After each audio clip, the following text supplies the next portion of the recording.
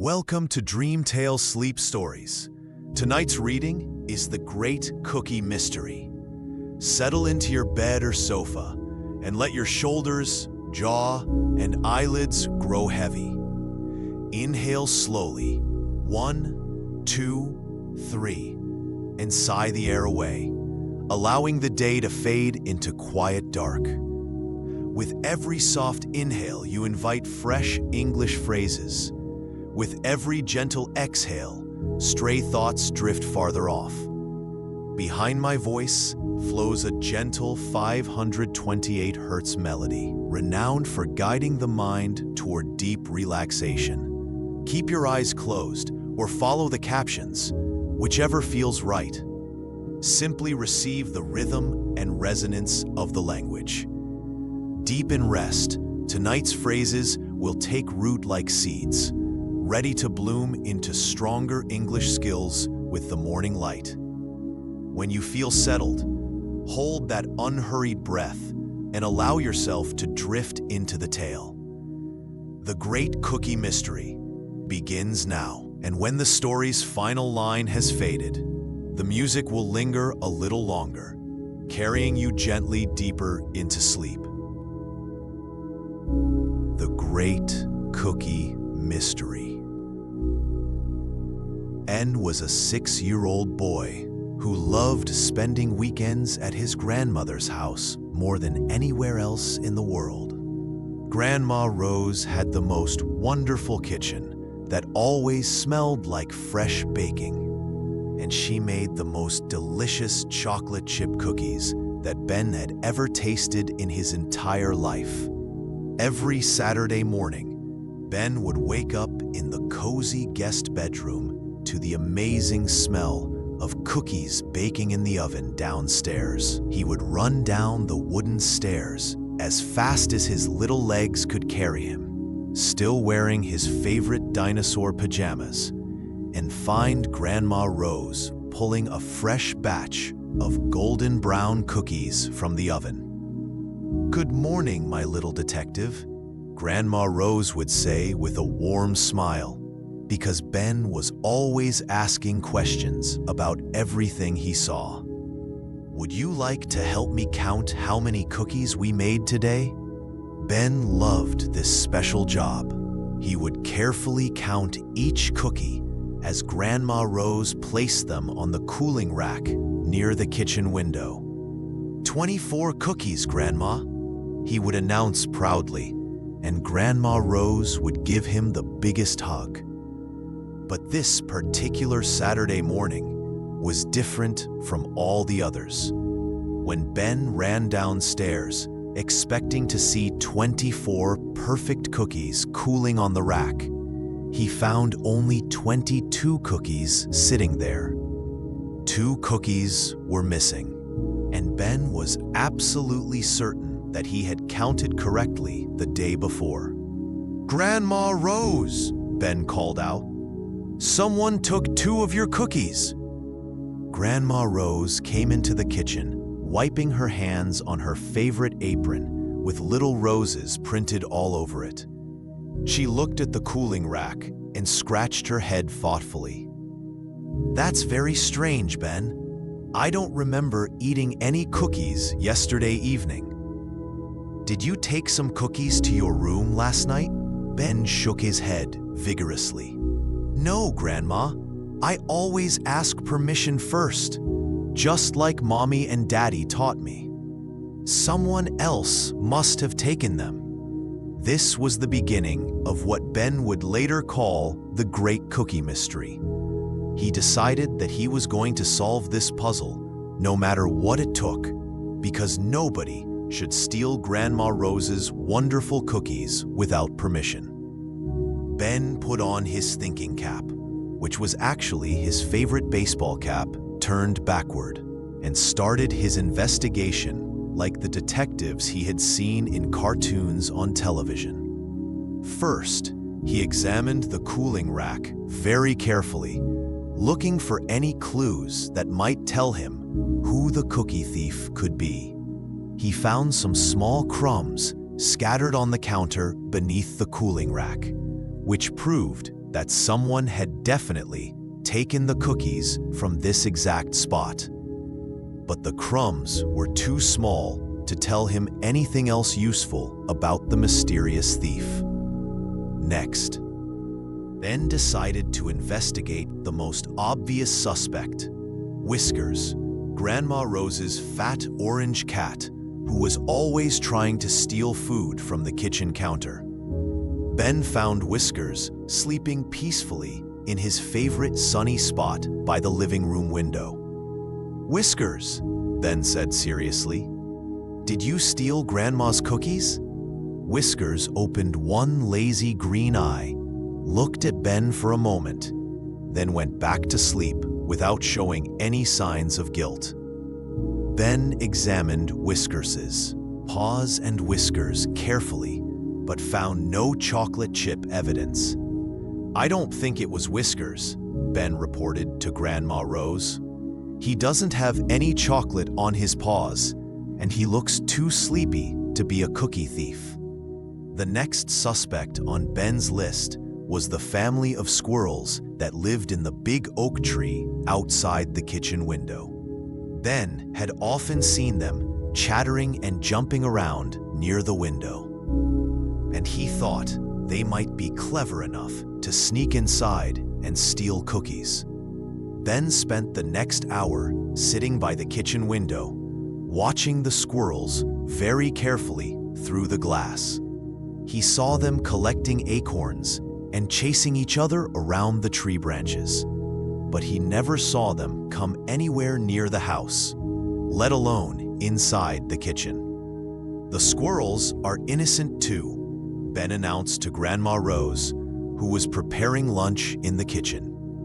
"They're too busy with their acorns to care about cookies." As the day continued, Ben's mystery became even more puzzling. During lunch, he kept thinking about who else might want to steal Grandma Rose's famous cookies. Maybe it was the mailman who always complimented Grandma on her baking. Or perhaps it was Mrs. Johnson from next door who often borrowed sugar and flour.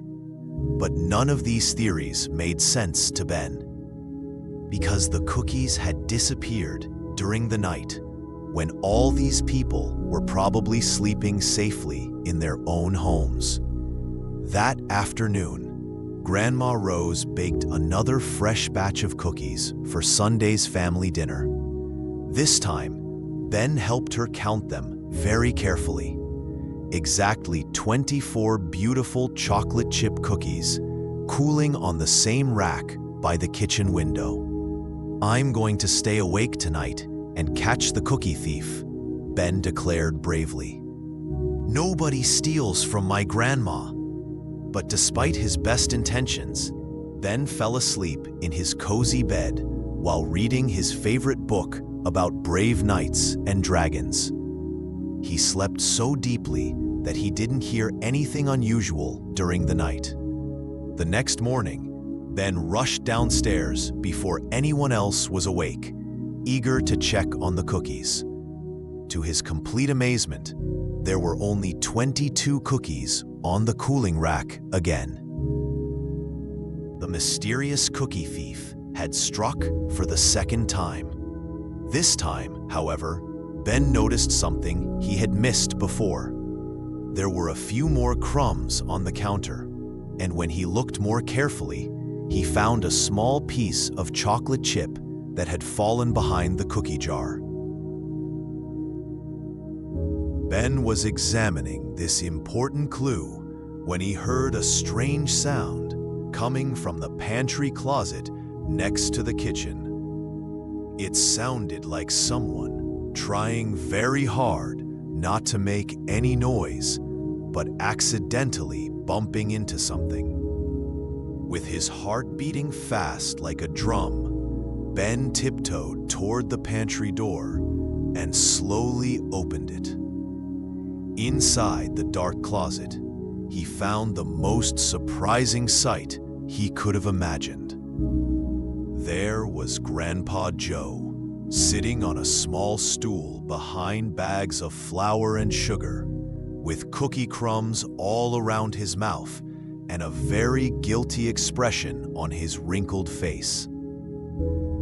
In his hands were the 2 missing cookies from that morning's batch. "Grandpa Joe!" Ben exclaimed in complete shock. "You're the cookie thief!" Grandpa Joe looked embarrassed and a little sad. "Oh, Ben, you caught me red-handed. I'm sorry for taking the cookies without asking, but I have a very good reason." Ben sat down on a bag of flour next to his grandfather, very curious to hear this explanation. "What's your reason, Grandpa?" Grandpa Joe smiled and ruffled Ben's hair gently. "Well, you see, your grandma has put me on a special diet because the doctor says I need to eat healthier food. She won't let me have any cookies, cake, or candy anymore. But her chocolate chip cookies are so delicious that I just couldn't resist sneaking a few when she wasn't looking." Ben thought about this for a moment. He understood why Grandpa Joe wanted the cookies, because they really were the most delicious cookies in the world. But he also knew that stealing was wrong, even if you had a good reason. "Grandpa," Ben said seriously, "you should talk to Grandma about this instead of sneaking cookies like a thief. Maybe you can work out a deal together." Just then, Grandma Rose appeared in the kitchen doorway, attracted by the sound of their voices. When she saw Grandpa Joe sitting in the pantry with cookie crumbs on his face, she immediately understood what had been happening. "Joseph," she said, trying to sound stern, but not quite succeeding because she was fighting back a smile. "Have you been stealing my cookies?" Grandpa Joe hung his head like a little boy who had been caught doing something naughty. "I'm sorry, Rose. I know I'm supposed to follow my diet, but your cookies are just too tempting for an old man like me." Grandma Rose looked at her husband with loving eyes and then at Ben, who was watching this whole scene with fascination. "Well," she said thoughtfully, "I suppose we could make a special arrangement. How about if you can have one small cookie every Sunday after dinner, as long as you promise to eat all your healthy food during the week?" Grandpa Joe's face lit up like a Christmas tree. "Really? You would do that for me?" "Of course," Grandma Rose replied with a warm smile. "But no more sneaking around like a cookie burglar in the middle of the night. If you want a cookie, you just have to ask me nicely." Ben felt very proud that he had solved the great cookie mystery, even though the solution was quite different from what he had expected. He had learned that sometimes people do unexpected things for reasons that make sense to them, and that talking about problems is usually better than trying to solve them by sneaking around. From that day forward, Grandpa Joe became known as the reformed cookie thief in their family. Every Sunday after dinner, he would very politely ask Grandma Rose for his weekly cookie, and she would serve it to him on her prettiest plate with a glass of cold milk. Ben continued to help Grandma Rose count her cookies every weekend, but now he knew exactly why the count was sometimes different. And whenever his friends came to visit, he would tell them the exciting story of how he solved the great cookie mystery and helped his grandparents work out their cookie problem. The mystery was solved, the family was happy, and the cookies continued to be the most delicious treats in the whole wide world. Ben decided that being a detective was quite exciting, but helping people solve their problems was even better than catching thieves. And from that weekend on, every time Ben smelled Grandma Rose's chocolate chip cookies baking in the oven, he would smile and remember the great adventure that taught him about understanding, forgiveness, and the importance of honest communication in families.